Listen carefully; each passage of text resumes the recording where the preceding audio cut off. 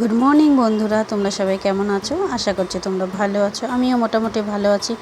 ভালো আছি বলতে যা গরমে যতটা কষ্ট হওয়া তার থেকে 10 গুণ বেশি কষ্ট হচ্ছে। চলো নতুন একটা ভিডিও নিয়ে চলে আসলাম, দেখতে থাকো আমার ভিডিওটা, আশা করছি ভালো লাগবে।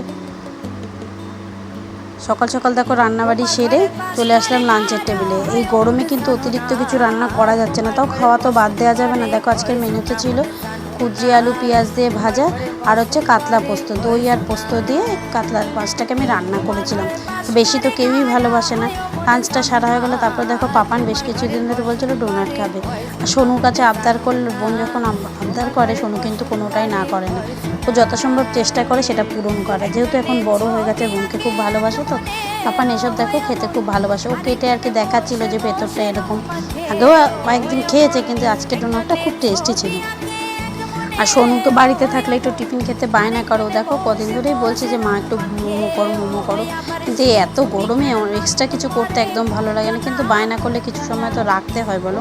তাও দেখো আমি বাড়িতেই এভাবে মোমোগুলো তৈরি করে নিই। আমি কিন্তু এভাবেই বেলে আর তারপরে আর কি হাতেই বানাই মোমোটা।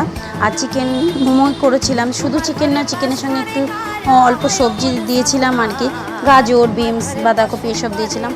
তারপরে এরকম করে দেখো আমি মোমোগুলোকে ভাপ দিয়ে তুলে নিচ্ছিলাম এভাবে। আর সোনুও ছিল, সোনু পাপান আমার সঙ্গে ছিল, নাহলে এই এত গরমে একা একা সব কিছু করা সম্ভব হয় না। আর এক্সট্রা কিছু করা মানে তাই গরমের জন্য তো মানে রান্নাটাই দুষ্কর হয়ে যাচ্ছে এখন। চলো তোমরাও সব গরমে কে কেমন আছো অবশ্যই কমেন্ট করে জানিও। আর আমার মোমোগুলো কেমন হয়েছে দেখো, আমি কিন্তু হাতেই তৈরি করেছি, কোনো মোমো মেকার ছাড়া। আর এই মোমো যে ভাপ দেয় যে এটা তো আমি অনলাইনে কিনেছিলাম, অন্য একটা ভিডিও তোমাদের সাথে শেয়ার করেছিলাম। তারপর দেখো এভাবে একটু অল্প স্যুপও করে নিয়েছিলাম, স্যুপটা কিন্তু ভীষণ টেস্টি ছিল। আর মোমোগুলো, আর আমার মোমোগুলো দেখতে কেমন হয়েছে অবশ্যই কিন্তু কমেন্ট করে আমাকে জানিও।